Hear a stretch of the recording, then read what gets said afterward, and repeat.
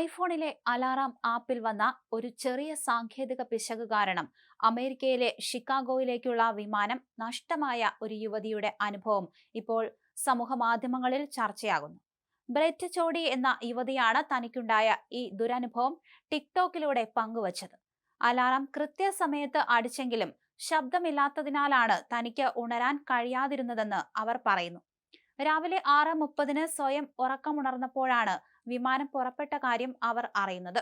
അപ്പോൾ ഫോൺ എടുത്തു നോക്കിയപ്പോൾ അലാറം പ്രവർത്തിക്കുന്നുണ്ടായിരുന്നുവെങ്കിലും യാതൊരു ശബ്ദവും കേൾക്കുന്നുണ്ടായിരുന്നില്ല. ഏകദേശം 2.5 മണിക്കൂറോളമായി അലാറം ശബ്ദമില്ലാതെ പ്രവർത്തിക്കുന്നുണ്ടായിരുന്നു. ബ്രെറ്റിനുണ്ടായ അതേ അനുഭവം തങ്ങൾക്കും ഉണ്ടായിട്ടുണ്ടെന്നും ജോലിക്ക് പോകാനും പരീക്ഷകൾക്ക് ഇത് തടസ്സമായെന്നും നൂറുകണക്കിന് ആളുകൾ ഈ വീഡിയോയ്ക്ക് താഴെ കമന്റ് ചെയ്തു.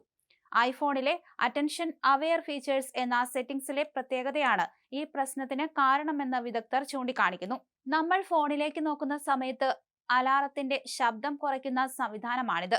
എന്നാൽ അലാറം അടിക്കുമ്പോൾ സെൻസറുകൾക്ക് ഉണ്ടാകുന്ന ചില പിശകുകൾ കാരണം ഫോൺ നോക്കുന്നില്ലെങ്കിലും ശബ്ദം തനിയെ കുറഞ്ഞു പോകാൻ സാധ്യതയുണ്ട്.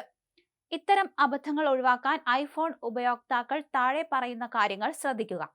ഫോണിലെ സെറ്റിംഗ്സ് എടുത്ത ശേഷം ഫേസ് ID അല്ലെങ്കിൽ പാസ്കോഡ് എന്നതിലേക്ക് പോവുക.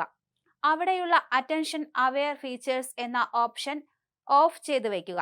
സൗണ്ട്സ് ആൻഡ് ഹാപ്റ്റിക്സ് എന്ന സെറ്റിംഗ്സിൽ പോയി റിംഗ് ടോണിന്റെയും അലർട്ടുകളുടെയും വോളിയം പരമാവധിയിലാണെന്ന് ഉറപ്പുവരുത്തുക. രാത്രിയിൽ ഫോൺ കമഴ്ത്തി വെക്കുന്നതും അലാറം ശബ്ദം കുറയാതിരിക്കാൻ സഹായിക്കും.